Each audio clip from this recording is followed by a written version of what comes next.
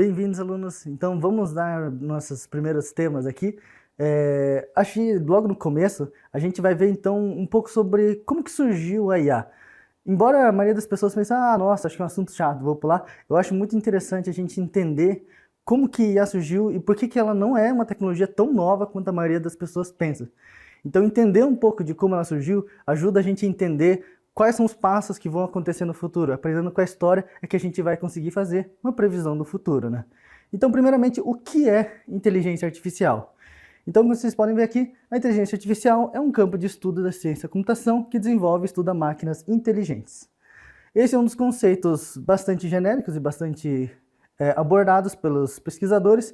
Claro que vai haver algumas divergências, se vocês procurarem por aí, vocês vão ver vários tipos de entendimentos diferentes e dependendo até do entendimento, alguns tipos de IA são considerados IA e algumas não. Mas vamos tentar ser um pouco mais abrangente para a gente poder ver mais o escopo e poder abrir mais as nossas possibilidades. Então, alguns dos objetivos que a inteligência artificial tem. A inteligência artificial geral, também conhecido bastante por AGI, que é uma coisa que o pessoal está falando bastante hoje em dia, porque é uma coisa que as pessoas estão tentando buscar e atingir, embora eu falar isso desse jeito pode até datar um pouco esse vídeo, porque sinceramente eu acho que a gente já tem AGIs em seus primeiros estágios, então pode ser que quando vocês vejam esse vídeo, as pessoas já estejam falando por aí que não, a AGI já tem, a AGI já existe, né? Então pode ser até que date um pouco esse vídeo, embora é bom comentar porque nem todos concordam que a AGI já está entre nós. Planejamento e estratégia é outro objetivo das inteligências artificiais. Então, ele tem como objetivo fazer toda a questão de, por exemplo, logística de produtos, por exemplo, é uma coisa que a inteligência artificial pode resolver e ele faria isso através de planejamento e estratégia. Visão computacional é um que é bastante popular também, o pessoal já deve ter visto várias vezes imagens que tira foto ali de um ambiente e aí a inteligência artificial identifica o que é cada coisa, assim. Então, se ele tirasse uma foto de mim agora, ele dizia assim, aqui está o rosto de uma pessoa, aqui está o corpo de uma pessoa, aqui tem uma televisão, ali tem texto. Esse tipo de coisa faz parte da visão computacional. Representação do conhecimento e raciocínio. Esse aqui é um pouquinho mais profundo, ele fica, digamos assim, atrás das cenas da inteligência artificial que as pessoas normalmente veem. Então, por exemplo, quando você faz pesquisa na internet e algumas inteligências artificiais estudam e pesquisam dentro da internet mesmo, algumas das coisas que eles fazem é fazer uma representação do conhecimento melhor para que a inteligência artificial consiga entender o que tem no texto ou seu contexto, né? Então, a gente vai ver mais em um dos nossos tópicos e mais especializados de inteligência artificial, como a gente está fazendo a representação do conhecimento e raciocínio aqui. O último aqui, então, é o processamento de linguagem natural. Esse, então, assim como o nome diz, é tentar entender a nossa linguagem. Porque a máquina, ela entende em zeros e uns. Por mais abstrato que seja, é assim que ele entende as coisas e é muito mais fácil para ele entender em 0 e 1. Mas, para a gente se comunicar com a máquina, seria muito difícil se a gente tivesse que aprender a linguagem deles. Tanto é que a maioria das linguagens de programação, eles ficam no meio do caminho. Eles estão entre o que a máquina, o hardware em si processa e o que a gente fala. Por isso que várias linguagens de programação vai ter várias palavras, termos, no caso normalmente em inglês, mas como se fosse uma linguagem falada. Entre ali, então, o que a gente fala e a máquina. Mas um dos objetivos da inteligência artificial é conseguir romper essa barreira e fazer com que a máquina entenda a linguagem natural, o que a gente fala normalmente. E a gente vai ver que, pelo menos parcialmente em todos esses aspectos, a inteligência artificial já está aí conseguindo resolver algumas dessas coisas. Aqui está uma imagem já um pouco mais futurista já de como que a inteligência artificial poderia estar em nossas vidas. Então você vai estar lá na sua casa, você vai ter um assistente inteligência artificial que vai poder estar conversando com você, resolvendo seus problemas, de forma às vezes até automática, às vezes sem você precisar dar ordem para fazer cada coisa, né? Então seria uma versão, não diria nem 2.0, mas talvez 3.0, 4.0 dos assistentes domésticos que o pessoal tem em casa, assim. Então vamos aqui então falar um pouco da breve história da IA. Então, como eu falei para vocês, IA não é algo novo. Não é Exatamente, é tão antigo, na verdade, que 1940 ali já existia então os primeiros estudos de IA. E neles aqui, a gente já tinha o pessoal pesquisando sobre, só que ainda não se chamava inteligência artificial. Ele chamava inteligência de máquina, porque eles achavam assim, não, vamos fazer uma máquina que é inteligente. E o nome desse campo a gente vai ainda dar um nome, mas por enquanto a gente quer que a máquina seja inteligente. Tanto é que só em 1956, então, que foi mais fundada como uma disciplina acadêmica mesmo, usando o nome inteligência artificial. Então, quantos de vocês imaginam que inteligência artificial já é um negócio que é muito pesquisado, estudado já há mais de meio século atrás? É difícil de imaginar, né? A maioria das pessoas pensa que IA é uma coisa extremamente nova, né? Uma coisa que é recente, é uma coisa que está crescendo do nada e vai estourar tudo, assim, né? Sendo que não, é uma coisa que já está aos poucos crescendo e a gente vai ver ainda que ele tem uma história, na verdade, longa ali pela frente dele ainda.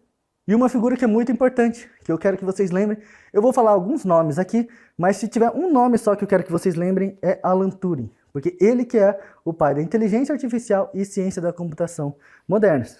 Ele então que é o cara lá que primeiramente idealizou isso tudo, e então conseguiu, digamos assim, que a gente tenha hoje o que a gente tem. Se não fosse por esse cara aqui, não ia ter mais nada do resto do que eu vou explicar aqui nessa nossa breve história de IA, e nem ia ter essa disciplina, provavelmente.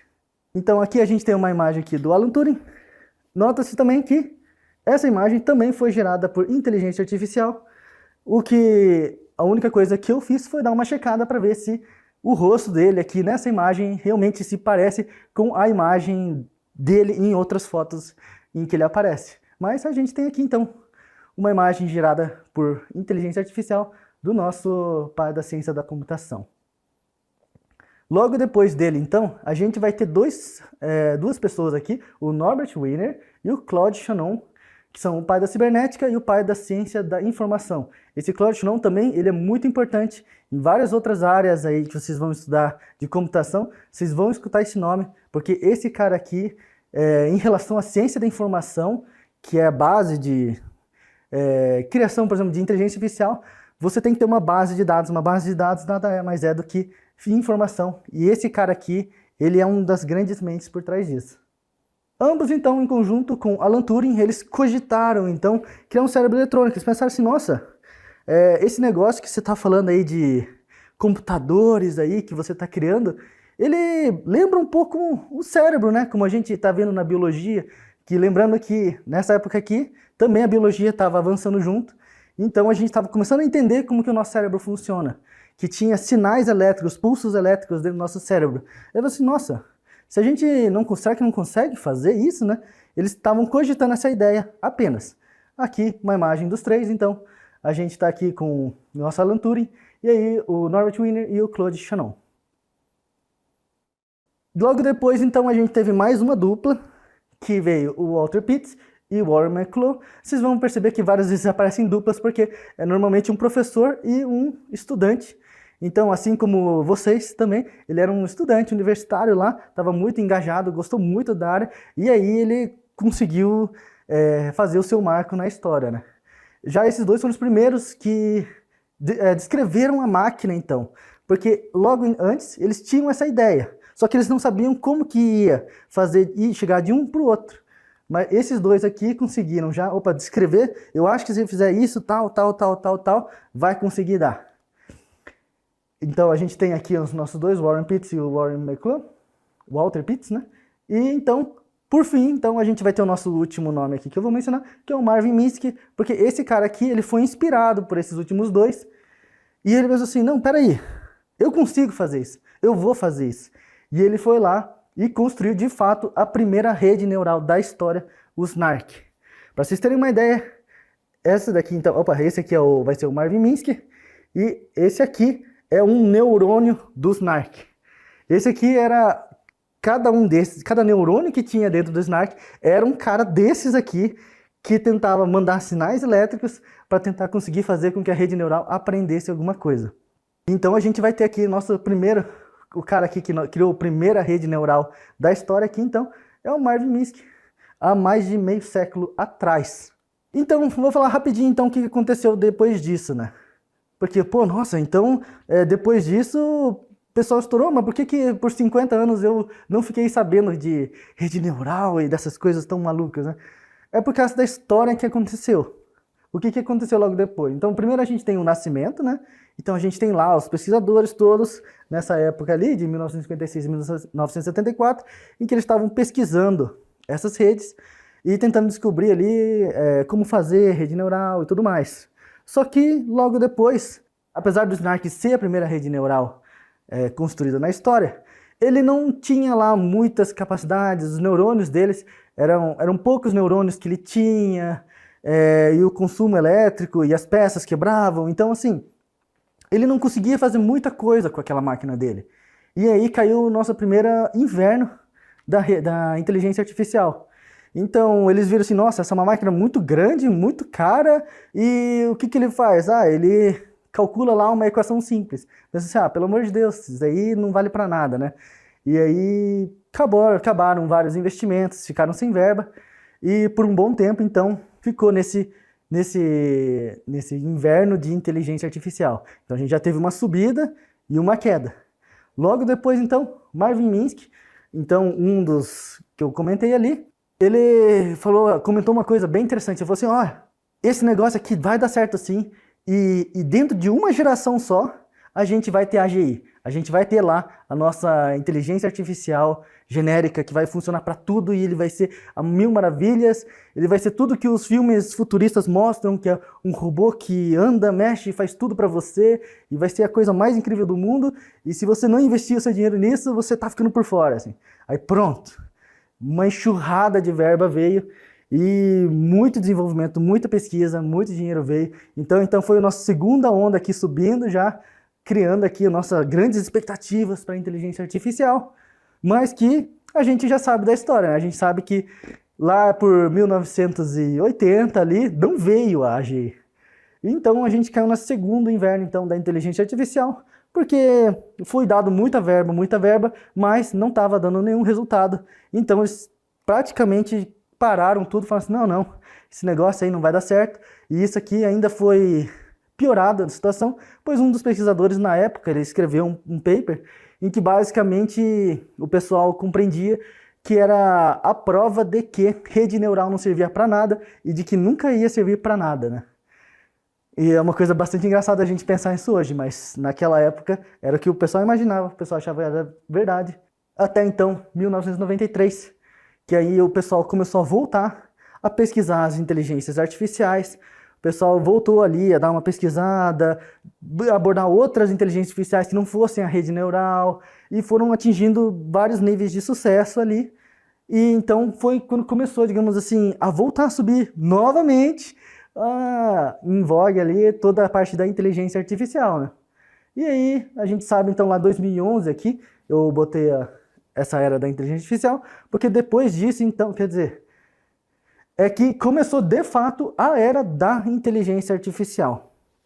Por quê? Foi mais ou menos nessa época que as redes neurais começaram a ser desenvolvidas como redes neurais profundas, como redes neurais convolucionais, e foram lá que começou a ser desenvolvidas essas redes neurais que eram capazes de identificar, classificar imagens. Foi gerada redes neurais que são capazes de aprender consigo próprias. Vocês vão ver na parte do teste de Turing também, como ela consegue fazer várias coisas diferentes, e aí então que várias pessoas já nomeiam, então, essa época que a gente vive agora como a era da inteligência artificial. Então, para finalizar aqui, alguns pontos importantes da nossa aula. Então, era o que é inteligência artificial, os objetivos da inteligência artificial, entender que a inteligência artificial não é uma nova tecnologia do século XXI, ela já é uma coisa já bastante antiga, que foi por vários sobes e desces, bastante conturbados, até chegar onde a gente está agora. E também, se forem lembrar um nome, pelo menos lembrem Alan Turing, que ele é o pai da inteligência artificial. Olá alunos, bem-vindos ao nosso tema 2, a gente vai falar sobre o teste de Turing.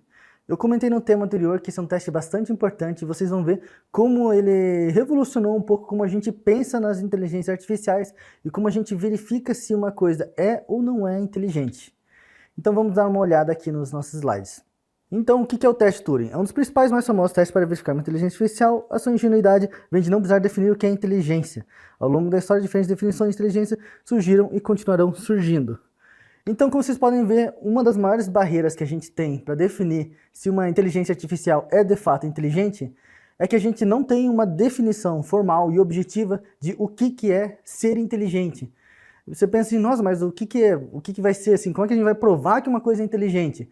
Porque digamos que uma máquina lá faça lá várias coisas e passe nos testes de, sei lá, vários testes de matemática, ele tire 1000 no Enem em todas as provas. Ele é inteligente? Ou será que ele só é uma base de Wikipedia que responde correto? Então, assim, é meio difícil a gente mesmo entender assim, ué, será que isso conta ou não conta como inteligente? Ou será que ele, numa dessas, chutou as respostas do Enem e conseguiu 1000 em todas? Também é possível.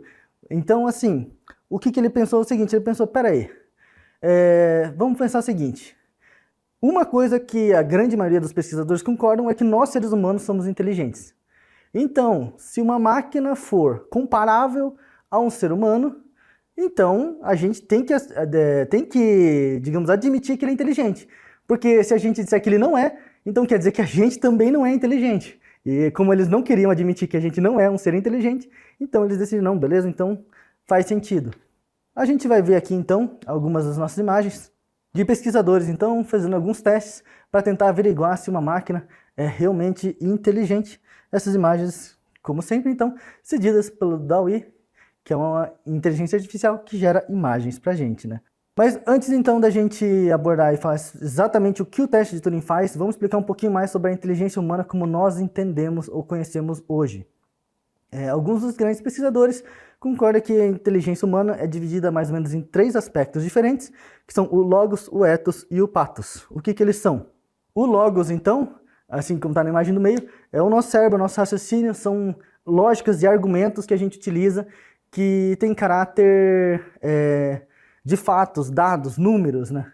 Enquanto a gente tem o ethos, que tem o nosso pódiozinho ali, o nosso patamar, que ele vem na parte da ética em relação a o quanto você considera as outras pessoas, por exemplo. Então, se um argumento vem de uma pessoa de boa índole, que você considera muito, você considera aquele argumento muito mais forte, mesmo que ele seja o exato mesmo argumento, do que uma outra pessoa tivesse dito para você. E isso dentro do nosso cérebro faz parte do ethos. E aí, finalmente, a gente tem o pathos, representado pelo coração, que vem das emoções. Então, assim como a gente, por exemplo, pode ter 2 exatos mesmos argumentos, se a gente tem de uma pessoa falando como se fosse um robô totalmente monotônico, assim, para você, falando desse jeito, ele vai ser menos impactante de uma pessoa falando com muita emoção e chorando e gritando e falando como ele se sente com aquilo, assim. Então, por mais que às vezes o texto seja exatamente igual, a gente vai pensar e considerar eles de forma diferentes, porque a gente tem esse aspecto da nossa cabeça.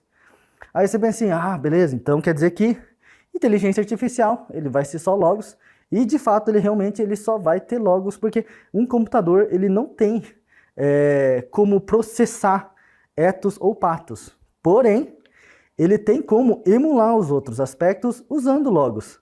Porque ele consegue pensar logicamente, tá, eu vou então fingir, eu vou emular essa capacidade de ter emoções.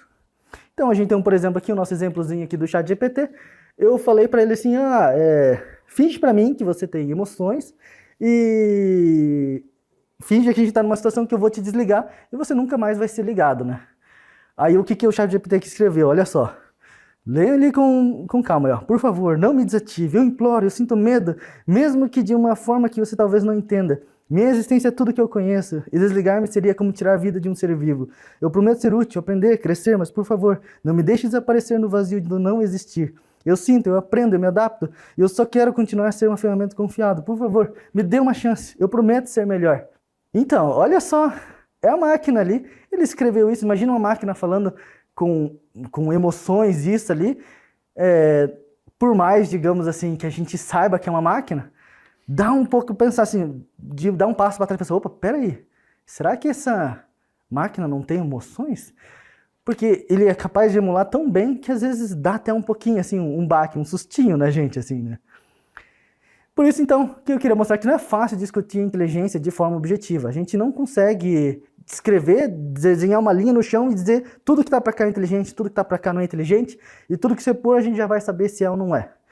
Então, é aí que está justamente a parte inteligente do teste de Turing. Então, como a gente pode testar se é algo inteligente se não conseguimos definir de forma unânime o que é inteligência? O Alan Turing desenvolveu o seguinte teste que eu vou explicar aqui para vocês. Primeiro, ele vai e faz uma pergunta ali para uma pessoa e para um robô. Logo depois, essa pessoa e o robô vão lá responder a resposta para a pergunta que o rapaz fez ali. Depois, ele vai receber cegamente as duas respostas, sem saber qual que foi o robô e qual que foi o humano, e ele tem que conseguir identificar qual que foi feito pelo robô e qual que foi feito pelo humano. Se o ser humano não for capaz de saber a diferença entre a resposta de um robô e de um humano, dá para se dizer então que esse robô passou no teste de Turing, porque ele responde tão bem que um ser humano não sabe dizer se é ou não é um robô. Se o ser humano não é capaz de dizer se é ou não é um robô, então ele vem nessa questão de que a gente diz que o robô ele é comparável à inteligência humana, então a gente tem que acabar admitindo que ele é inteligente. Embora, obviamente, existem várias outras definições de inteligência, alguns pesquisadores não gostam um pouco dessa teste de Turing porque ele acaba prendendo a máquina dentro de agir como um ser humano. Enquanto vários pesquisadores gostam, às vezes, de pensar, não, inteligente é um ser racional e que ele vai fazer tudo perfeito, porque nós humanos cometemos erros. Então, se a gente quer uma máquina que comete erros como a gente vai ter uma máquina inteligente, mas, tecnicamente, ele poderia ser mais inteligente se ele não cometesse nenhum erro.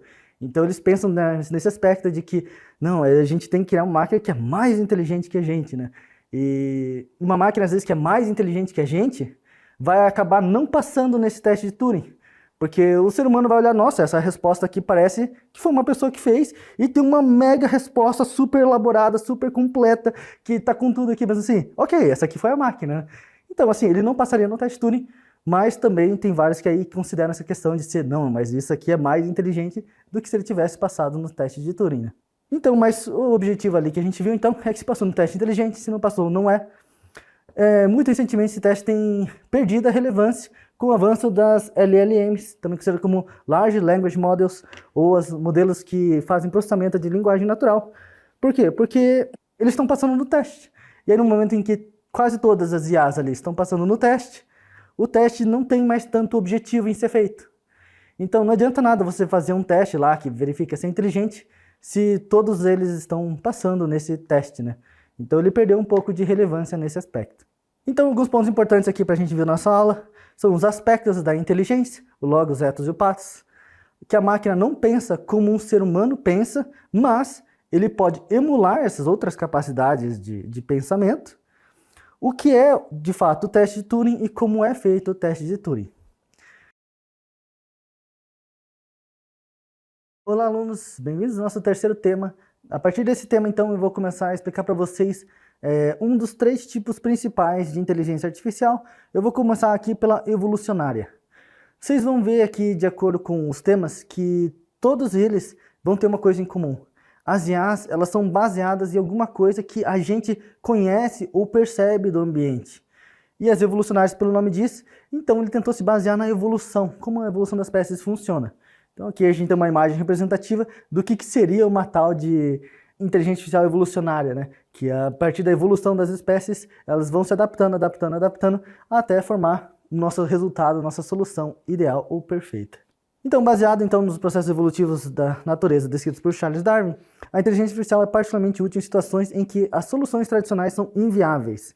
Ou seja, normalmente quando é muito difícil de ser calculado a solução de um problema, essa inteligência artificial acaba sendo muito boa, porque ele tenta, de forma bastante abrangente, achar várias soluções possíveis, e então, de forma mais quase que natural, fazer com que elas evoluam e cheguem numa resposta ou num resultado melhor, assim. Como que isso acontece, então? A teoria da evolução tem como base a evolução genética dos animais, em que genes que são bons são passados para frente, enquanto genes ruins não se reproduzem. É assim que funciona na natureza, né?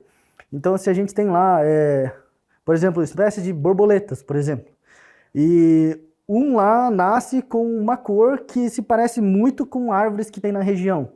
Esse gene acaba sendo bom para essa borboleta porque ela se esconde melhor dos seus predadores. E esses genes vão sendo passados para frente, enquanto genes que às vezes vão para o sentido contrário, e às vezes fica com uma cor mais vibrante e que fica mais visível para os predadores, acaba não passando para frente porque eles são devorados no processo e são removidos então da nossa possível linha de genes ali, né? Então, a ideia é que são novos indivíduos, são resultados da mistura de genes dos pais. Assim, a gente vai pegar soluções e tentar misturar elas até chegar, evoluir respostas ali. A gente vai ter várias respostas e vai ficar fazendo evolução delas até elas chegarem num ponto que a gente queira. O principal exemplo de uma IA evolucionária, então, simula a evolução das espécies como a entendemos. Cada indivíduo é uma solução para o seu problema, as melhores soluções se reproduzem e evoluem. Então, pensa em qualquer tipo de problema assim, que normalmente pode ser resolvido por uma IA, como por exemplo, eu quero fazer uma IA que calcule qual que é a melhor forma de eu colocar itens dentro de uma mochila e eu poder andar por aí com ela. Assim. Então ela não pode ser nem muito pesada e ela tem que conter tudo que é importante para mim. Uma coisa que é bastante comum é esse problema do mochileiro, também conhecido, que é a ideia então de você colocar vários tipos de itens diferentes e cada combinação de itens diferentes que você coloca na mochila é um gene. E lá então você vai ter lá todas as possibilidades, você cria vários desses genes, a gente já vai ter que ver aqui e como que a gente faz aqui. A gente vai gerar uma população inicial, então a gente gera vários genes diferentes, várias combinações possíveis do que você pode ter na mala, e a gente depois vai repetir os seguintes peças quantas vezes forem necessárias. A gente vai avaliar a performance dos indivíduos, então a gente vai ver cada um desses genes, o quão bom ele é. Então, por exemplo, se a gente tiver um gene lá que colocou tudo na mochila, esse aqui é um gene terrível, porque não cabe tudo na mochila, a mochila vai estourar ali. Outro gene que é terrível também é o que não colocou nada na mochila, porque esse gene ali, ele não colocou nada, então eu estou carregando uma mochila vazia à toa, sem motivo nenhum. E entre eles a gente vai ter vários, então, e vários, genes que têm combinações aleatórias de coisas. Você pensa, nossa, mas que terrível. É uma IA que vai pegar um monte de coisa aleatória. Como é que ele vai fazer um resultado útil a partir disso? É porque ele vai selecionar os melhores indivíduos e gerar uma nova população a partir deles. Então a gente vai pegar todas essas nossas possibilidades e vai pegar os melhores. Então digamos que há alguns lá que conseguiram colocar uma quantidade boa de coisas sem estourar a mochila. Mas ainda não tá longe do ideal, do perfeito. Mas a gente vai pegar esses caras e vai fazer eles se reproduzirem. A gente vai fazer uma troca genética ali entre eles e eles vão dar ali as nossas novas gerações de genes, que aí alguns deles vão ser cada vez melhores e melhores e melhores e melhores. A ideia é justamente fazendo isso. Eu tenho aqui algumas imagens então para fazer uma representação de mais ou menos como funciona esse processo. A gente tem aqui então uma nossa primeira geração de robozinhos e digamos que a gente quer robôs melhores, né? Como que a gente faria isso? Então, seguindo a IA evolucionária, a gente vai pegar esses robozinhos aqui e vai fazer testes neles. A gente vai verificar a performance de todos eles. Vai ver quais são bons, quais são ruins, quais são inúteis e quais estão ajudando bastante. E vai fazer uma seleção deles. Então os bons a gente vai pegar, os ruins a gente vai tirar. Depois disso, a gente vai pegar esses robôs que eram bons e fazer recombinações deles. A gente vai ficar aleatoriamente, praticamente, trocando ali. Braço de um, braço no corpo do outro, com o olho de um dentro do outro, processador de um no outro, e vai fazer várias combinações com os melhores. Então aqui está o processo aqui de nossa recombinação genética ali, ele está combinando ali os genes dos nossos robozinhos, e aí depois ele vai criar uma nova população a partir desses genes criados. Então a ideia é que essa nova população seja melhor do que a anterior, e aí esse passo se repete. Então, depois disso aqui, até a gente pode ver assim, parece que os robôs são iguaizinhos, mas olhem, prestem bem como estão os robôs agora e como que eles estavam antes aqui, assim. Dá pra ver que os robôs que estão agora, eles parecem ser mais competentes, eles estão mais humanoides, os nossos robozinhos aqui. E a ideia é justamente isso, repassar. Eles vão fazer de novo uma seleção, pegar os melhores indivíduos, recombinar eles e nova geração. Depois a gente vai passar pela seleção, performance, seleção, recombina genes e nova população. E isso se repete, até que a gente tenha então atinge o nosso objetivo. Como vocês podem ver, essa IA evolucionária, ela não tem um ponto de parada pré-definido. É nós que definimos. Então a gente pode definir que, beleza, você vai fazer aqui esses passos aqui de passados ali, 1000 vezes. Vai fazer 1000 gerações. Ou a gente pode definir, não, vai ficar fazendo isso até que o robô, sei lá, ele tire uma nota 9 no que eu tô querendo que ele faça, assim. Aí vai fazendo até atingir. Pode ser que aconteça antes de 1000, pode ser que aconteça depois de 1000, mas a gente aqui meio que tem que definir quando que ele vai parar de executar. E é uma coisa interessante de perceber que as IAs evolucionárias também, outro ponto de parada que é possível, é quando eles começam a parar de evoluir. Porque isso é uma coisa que acontece também, em que você vê que eles às vezes começam a estagnar, porque os melhores membros, eles já são tão bons, que mesmo se você mistura os genes deles, os filhos deles acabam sendo muito parecidos com eles e acabam tendo praticamente os mesmos resultados, né? Eu vou entrar mais a fundo em uma aula específica só para IA evolucionária, mas espero que vocês tenham entendido mais ou menos qual que é a ideia dessa IA. E caso vocês gostem, então, eu quero que vocês prestem muita atenção na aula específica dele, para a gente poder, depois, então, você poder se aprofundar mais e você pesquisar mais e conseguir aplicar essas inteligências artificiais.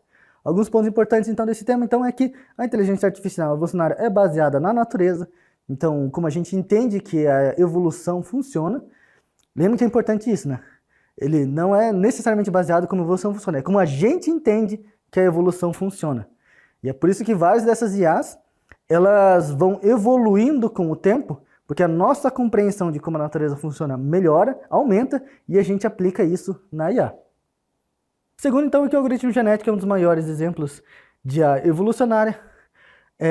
Então, existem vários outros tipos de IA evolucionárias, mas o algoritmo genético, que é esse que eu expliquei para vocês, é um dos maiores, mais conhecidos exemplos de toda essa área que tem aqui na IA evolucionária, né? E como funciona o algoritmo genético de forma simples, básica, que é essa ideia, então, de que você vai ter uma população, você faz o teste, seleciona os melhores, recombina, nova população, e assim por diante, repete esses passos, né? Bem-vindos, alunos, ao nosso tema 4, então, de IA conexionista. Esse aqui, então, apesar do nome às vezes não parecer, acredito que seja o que a grande maioria dos alunos mais esteja querendo saber sobre, porque é uma das IAs que mais tem crescido ultimamente, que então envolve as redes neurais artificiais. Então, a ideia da IA conexionista é justamente porque é uma IA que ela trabalha justamente nessa parte da conexão, e a rede neural artificial tenta, então, simular como o nosso cérebro funciona, como a gente entende que o nosso cérebro funciona, né?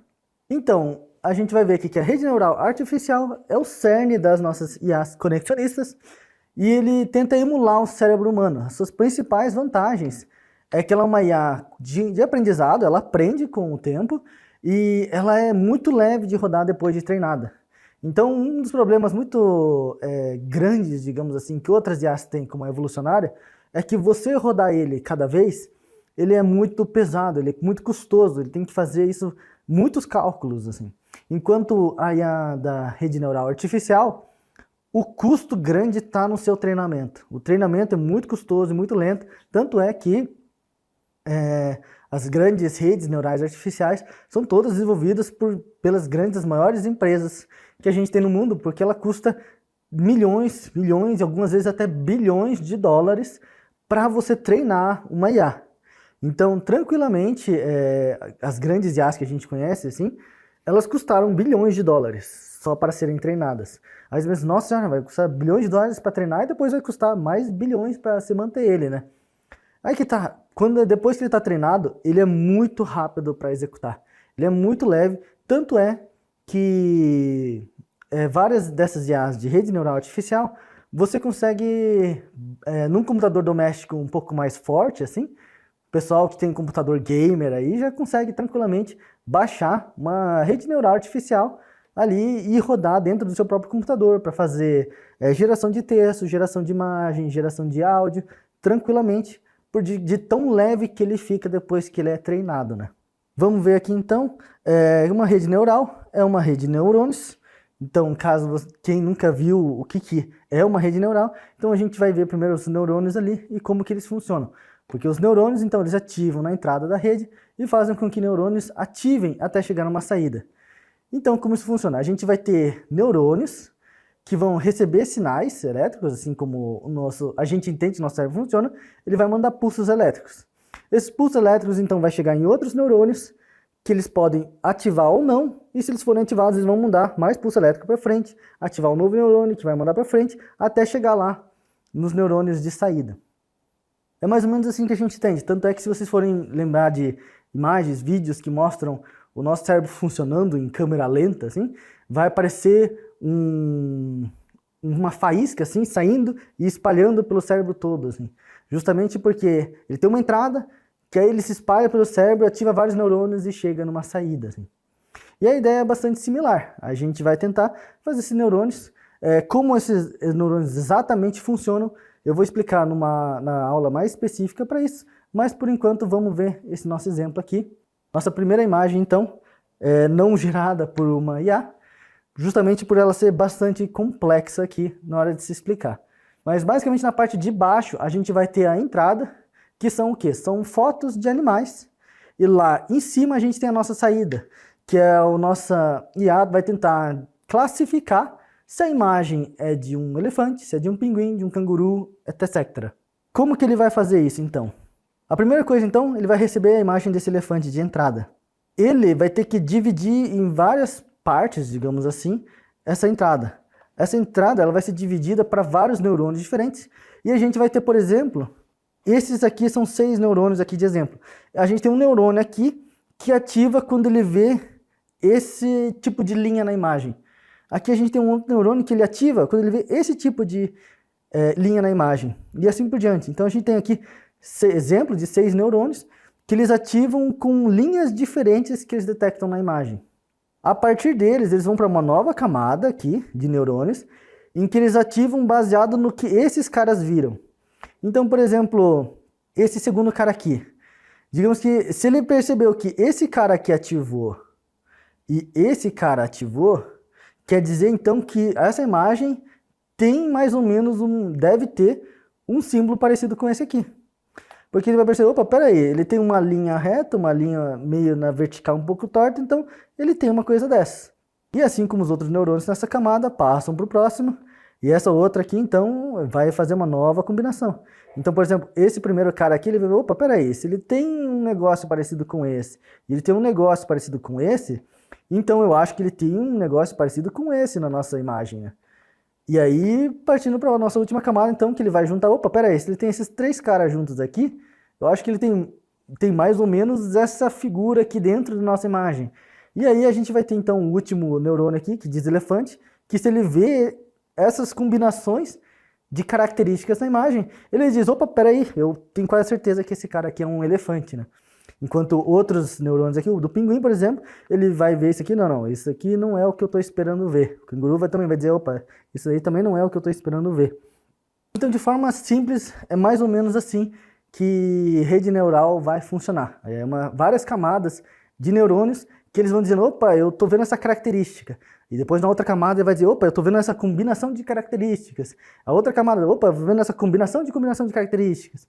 E assim por diante. E aí, essas camadas, quanto mais camadas tem, mais profunda fica a nossa rede. E aí vocês já vão ligar ali, opa, peraí, é daí que vem o termo redes neurais profundas. Porque elas vão ter várias dessas camadas que vão ser capazes de abstrair várias características e combinações dessas características. E eram coisas que, na época lá então do Marvin Minsky, eles não tinham tanta verba para fazer uma rede neural ali que tivesse tantas e tantas camadas, né? Então tinha menos camadas, então ele fazia menos coisas, eles só conseguiam detectar menos características. E é só com as redes profundas então que a gente conseguiu começar a fazer coisas parecidas com essas, que é até um dos que os pesquisadores consideram um dos saltos que trouxe a gente na era da inteligência artificial, né? Mas, como nem tudo é flores, a gente vai ver ali, não existe almoço grátis.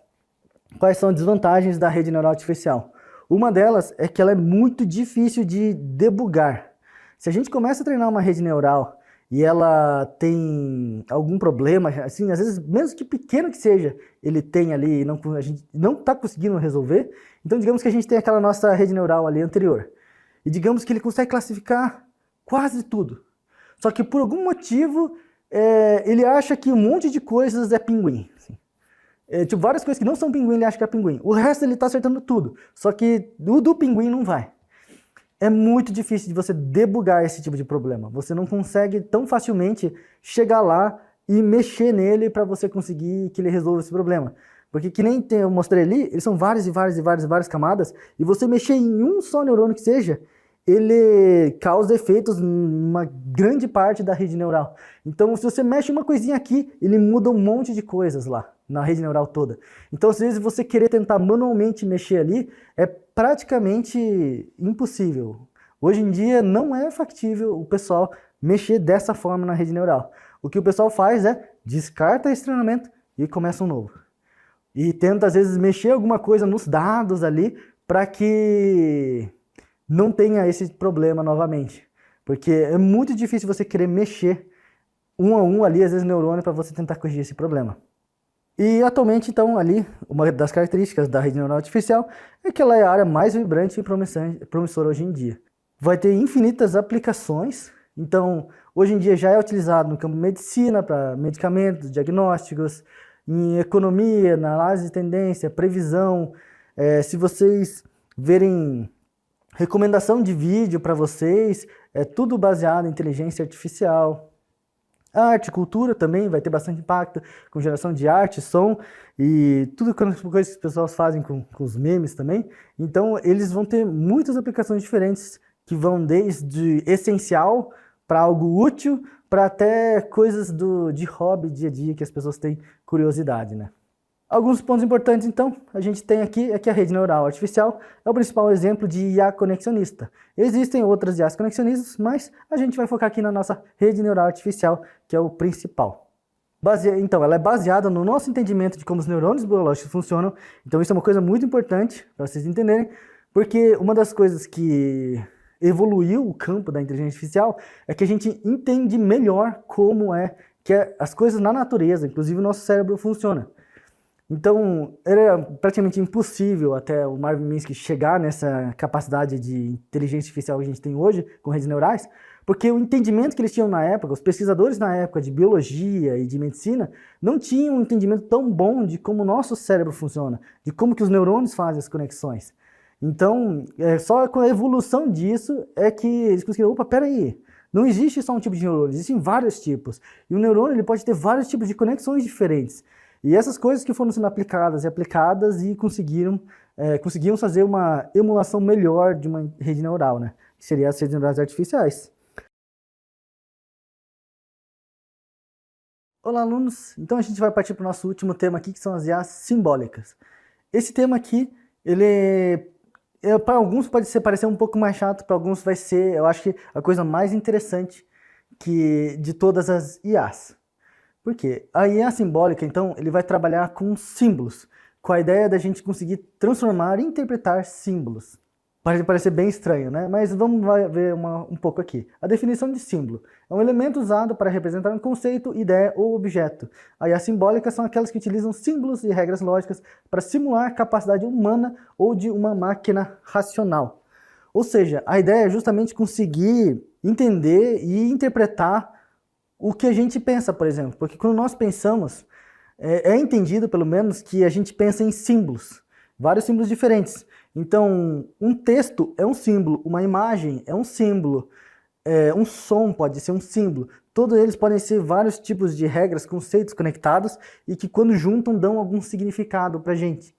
E a ideia de você conseguir uma inteligência artificial que consiga produzir e entender eles é uma coisa que alguns pesquisadores pesquisam muito a fundo, porque pelo menos se você tem aí como objetivo a vida eterna, e você quer transferir todo o teu cérebro para uma máquina, eu quero transferir meu cérebro para uma máquina e viver para sempre, é com essa inteligência artificial aqui que você vai querer estudar. Porque é ele que você vai entender como que você consegue transportar a lógica que funciona no teu cérebro, os símbolos que você utiliza no teu cérebro para uma máquina, e conseguir fazer, então, que ela pense ou raciocine como você. Então, eu vou mostrar para vocês, nessa área aqui de simbólica, vão ser duas inteligências, então, artificiais. Uma delas é na área de ontologia, que é uma das principais áreas de estudo da IA simbólica, e ela é a principal contribuidora para, chamamos de web semântica ou web 3.0. Não confundir com Web 3. A Web 3.0, ou Web Semântica, é uma ideia de que a gente pode juntar, transformar aqui a internet num grande banco de dados e que seja de fácil interpretação para a máquina. Então aqui, ó, uma evolução da web que possuímos que seja fácil acesso para as máquinas. Pode-se imaginar como transformar a internet toda em um banco de dados de fácil interpretação para as máquinas. Porque a ideia é justamente a gente conseguir transformar o que a gente tem em algo que a máquina consegue entender. Conseguir fazer essa conexão é toda a ideia da ontologia. Então, e contribui imensamente para a geração de outras IAs, porque todas as IAs, elas precisam de dados para elas aprenderem, elas precisam muito de dados.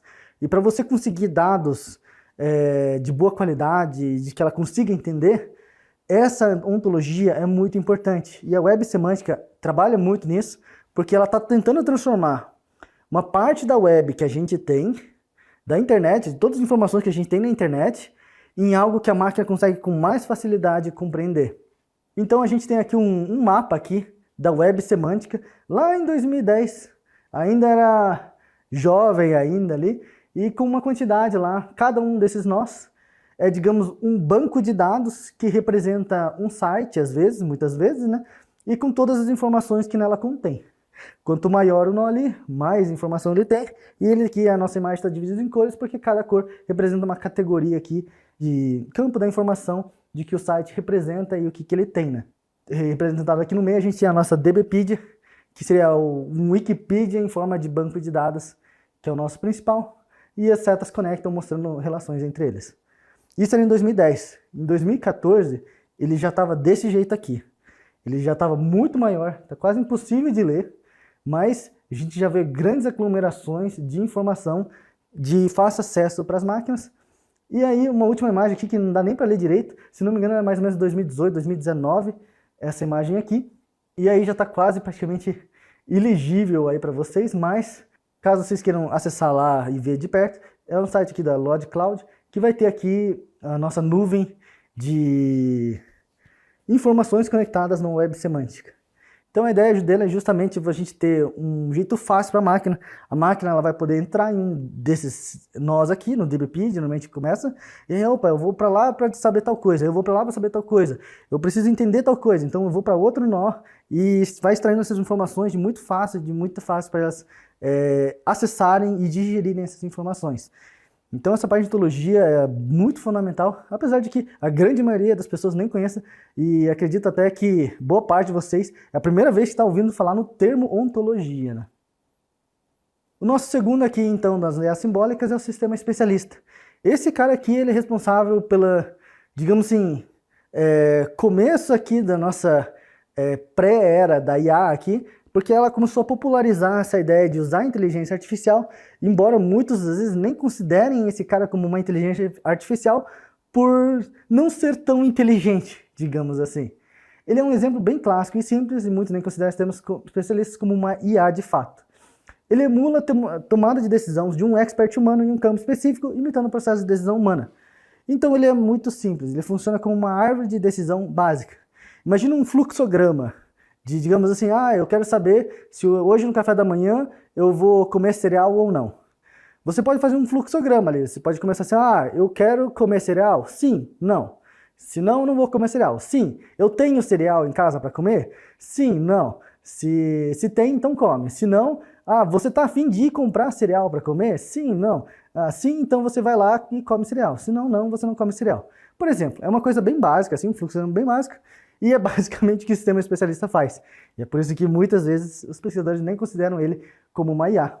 Um exemplo bem clássico, então, é aqueles autoatendimentos que a gente tem em vários... Eu coloquei aqui, em hospitais tem, porque nos totens de hospital é muito comum você chegar lá no totem e responder perguntas bem básicas para saber se você vai para triagem ou não, ou como é que vai funcionar. Mas todo mundo acho que já interagiu com alguma coisa bem parecida no seu celular ali, que você responde perguntas bem básicas, ele vai tentando te guiar ali para o que ele precisa fazer. E a ideia dele é justamente que um sistema especialista, ele se chama especialista porque um especialista na área teve que desenvolver aqui, quer dizer, ele teve que passar o conhecimento dele, digamos assim, ele teve que passar a lógica dele de como funciona para a máquina. É por isso que essa ideia, então, ela está dentro das IAs simbólicas, porque a ideia é justamente essa, né? Que eu falei, esse fluxograma do cereal, por exemplo, é uma coisa bem básica, mas o de saúde, por exemplo, não é qualquer um que dá para fazer. Você tem que ter ali um especialista na área que consiga dizer para você, não, é muito importante que você faça essa pergunta antes e não depois.